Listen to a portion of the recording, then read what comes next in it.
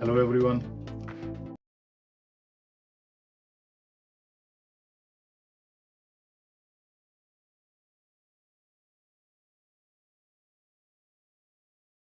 Nineteen 45 में second world war जीतने के बाद भी जब ब्रिटेन की माली हालत चरमरा गई तो आनन फानन में ब्रिटिशर्स लेफ्ट इंडिया। उस समय का इंडिया आज का इंडिया नहीं था। करीब 500 रियासतों का झुंड था। गरीबी अति की थी। पार्टीशन कम्युनल दंगे चरम पर थे। इंफ्रास्ट्रक्चर लगभग जीरो था। पॉपुलेशन बहुत ज्यादा थी। करोड़ों लोगों के लिए फूड क्राइसिस सिर पर था। ऐसे नए जन्मे देश को एडमिनिस्टर कैसे किया जाए, एक क्राइसिस था। एक जबरदस्त खतरा था कि पैदा होते ही ये नया देश बिखर जाएगा, जैसा विंस्टन चर्चिल ने भविष्यवाणी की भी थी, जैसा जॉन गुंथर जैसे कई political analyst, diplomats, military officials ने आशंका जाहिर भी की थी। वो एक मेक और ब्रेक टाइम था। एक तरफ मॉडर्न डेमोक्रेसी का चांस था सदियों की गुलामी के बाद, और दूसरी तरफ फिर से रजवाड़ों, रियासतों के पुराने युग में वापस लौट जाने जैसा था। ऐसे में दो क्रिटिकल काम करने सबसे पहले जरूरी थे। पहला, उन करीब 500 रियासतों को जोड़ना, जो कि लगभग असंभव काम था। कौन सा सो कॉल्ड राजा या रूलर हाथ में आया थाली में परोसा राजपाट छोड़ सकता है। और दूसरा काम, रियासतों को जोड़ने के बाद उस नए देश को लीगल कॉन्स्टिट्यूशनल आइडेंटिटी देना था। गवर्नेंस, सेल्फ रूल का बेस देना, सॉवरेन स्टेट बनाना, एक डेमोक्रेटिक रिपब्लिक। इस बार 1857 की क्रांति की तरह कोई बहादुर शाह जफर इंतजार में नहीं था। वक्त, दुनिया बदल चुकी थी। लेकिन ये दोनों काम आसान नहीं थे। हर कोई नहीं कर सकता था। पहले काम के लिए तो चाहिए था एक बहुत विजनरी, बेहद मजबूत लीडर, जो कूटनीति और नेगोशिएशन स्किल्स में टावरिंग हो, जो बिना और खून खराबे के 500 रियासतों को अपनी मर्जी से भारत के आइडिया में शामिल होने को मना ले। और दूसरे काम के लिए चाहिए था एक ऐसा स्कॉलर जो law, democracy, social justice, economics में इंटरनेशनल स्टैंडर्ड्स का इंडियन हो, जो करोड़ों इंडियंस की एस्पिरेशंस, एक्सपेक्टेशंस और बेहतरी को समझता हो। ये दोनों वैसी ही स्थितियां, चुनौतियां थीं जैसी रामायण में महेंद्र पर्वत की उस सभा के सामने थीं। ऐसे में पहले काम के लिए चुना गया बारडोली सत्याग्रह के नायक सरदार वल्लभ भाई पटेल को, और दूसरे के लिए चुना गया उस समय के सबसे एजुकेटेड स्कॉलर और सोशल रिफॉर्म्स के leader doctor B R Ambedkar को। The best were chosen for the historic crisis and opportunity, and both delivered fantastically. India का एक सॉवरेन स्टेट बनना और डेमोक्रेटिक रिपब्लिक होना उनके कंट्रीब्यूशन का शानदार सूचक है। ऐसे ही आजादी के बाद महसूस हुआ कि सिर्फ आजाद देश बन जाना ही सब कुछ नहीं है। शुरुआत है, अंत नहीं है।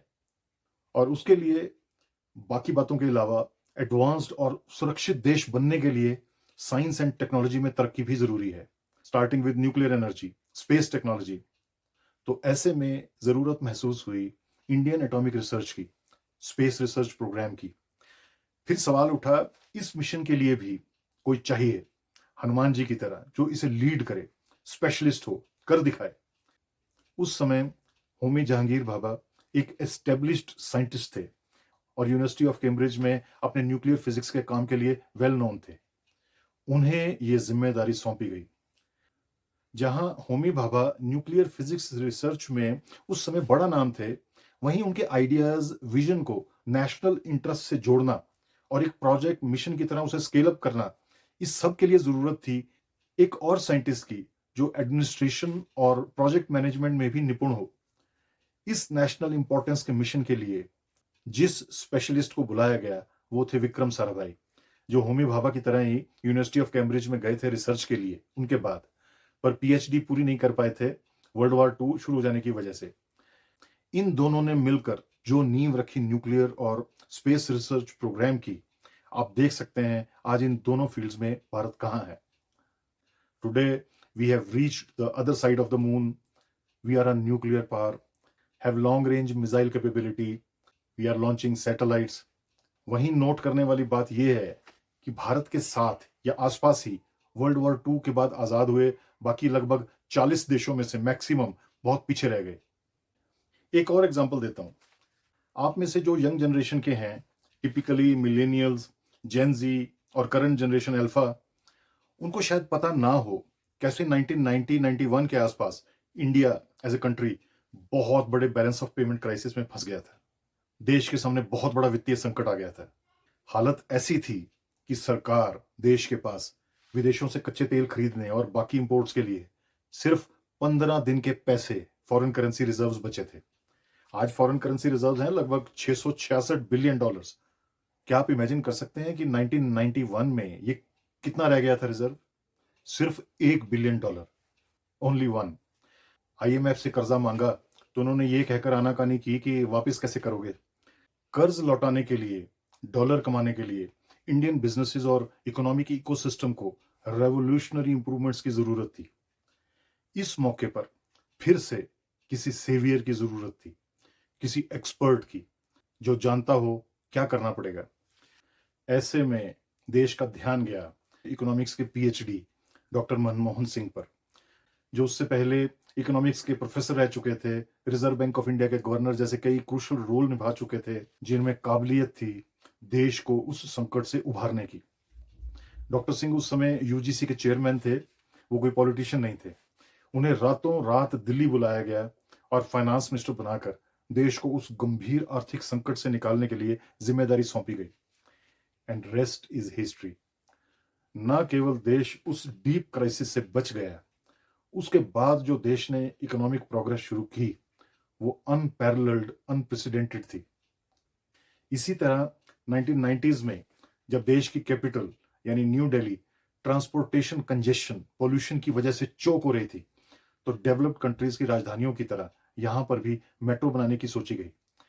पर दिल्ली जैसे कंजस्टेड और पुराने महानगर के नीचे और ऊपर मेट्रो रेल लाइन बिछाना एक नाइटमेरिश चैलेंज था।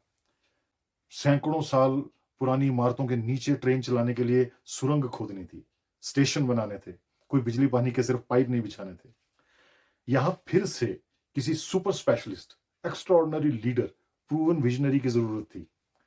चुना गया ई श्रीधरन को, जो उस समय 66 ईयर्स के थे, ऑलरेडी रिटायरमेंट एज के बहुत पार। उन्होंने ऑलरेडी असंभव लगने वाले 2 प्रोजेक्ट्स को सक्सेसफुली लीड किया था, कोची वाटर प्रोजेक्ट और 90 टनल्स, 2000 ब्रिजेस वाले पहाड़ी और कोस्टल एरिया के कोंकण रेलवे प्रोजेक्ट को। उन्हें दिल्ली मेट्रो के असंभव दिखने वाले प्रोजेक्ट को लीड करने के लिए कहा गया और पूरी फ्रीडम दी गई, और रिजल्ट सबके सामने था। ये सारा प्रोजेक्ट शानदार क्वालिटी में रिकॉर्ड टाइम में पूरा हुआ। अनगिनत ऐसे एग्जाम्पल्स हैं जिनमें किसी क्राइसिस के टाइम पर या मेगा प्रोजेक्ट के लिए किसी ऑनेस्ट, डेडिकेटेड, स्पिरिटेड स्पेशलिस्ट को चुना गया और असंभव संभव किया गया। जैसे दुनिया के सबसे बड़े आधार प्रोजेक्ट के लिए इंफोसिस के को फाउंडर नंदन नीलेकानी को बुलाया गया। जैसे डॉक्टर वर्गीज कुरियन को 1970 में शुरू हुई श्वेत क्रांति यानी व्हाइट रेवोल्यूशन के लिए चुना गया, जिसके बाद भारत विश्व का सबसे बड़े दूध उत्पादकों में से एक बन गया। और जैसे भूखमरी से, अनाज की शॉर्टेज से देश को उभारने के लिए, देश में ग्रीन रेवोल्यूशन लाने के लिए यूनिवर्सिटी ऑफ कैम्ब्रिज से जेनेटिक्स में पीएचडी डॉक्टर एमएस स्वामीनाथन को बुलाया गया। जैसे टेलीकॉम क्रांति के लिए 1980-90 के दशक में सैम पिट्रोडा को, और भारत के पहले सुपर कंप्यूटर प्रोजेक्ट परम के लिए डॉक्टर विजय भाटकर को, प्रशांत चंद्रा महालानोबिस को सांख्यिकी यानी स्टैटिस्टिक्स और डेटा में क्रांति के लिए बुलाया गया। लाइफ हो, समाज हो, कोई कंपनी, ऑर्गेनाइजेशन, कंट्री हो, कोई भी असंभव दिखने वाला चैलेंज सामने आए तो स्पेशलिस्ट को चुनिए जो उसी चैलेंज के लिए बने हों। प्रॉब्लम्स को सिर्फ इसलिए अनसॉल्व ना रहने दें कि आपको नहीं सूझ रहा है कि क्या किया जाए। हर सॉल्व प्रॉब्लम किसी इंसान, परिवार, समाज, देश, दुनिया की लाइफ बदल सकती है। अपने आसपास की प्रॉब्लम्स को याद कीजिए जो काफी देर से अनसुलझी हों, और फिर उस स्पेशलिस्ट को ढूंढिए जो इस सब को करने में सक्षम है। रामायण और महाभारत से उभरे लेसन्स में हर तरह की प्रैक्टिकल सिचुएशंस हैं। जब भी आप अपनी लाइफ में या सोशल स्पेस या वर्क स्पेस में किसी ऐसी सिचुएशन में फंस जाएं जिसमें से निकलने का रास्ता ना मिल रहा हो, तो इन एपिक्स को खोलें। आप खाली हाथ नहीं उठेंगे। You will always get an answer, hint of a solution. Thank you so much for your time. God bless you.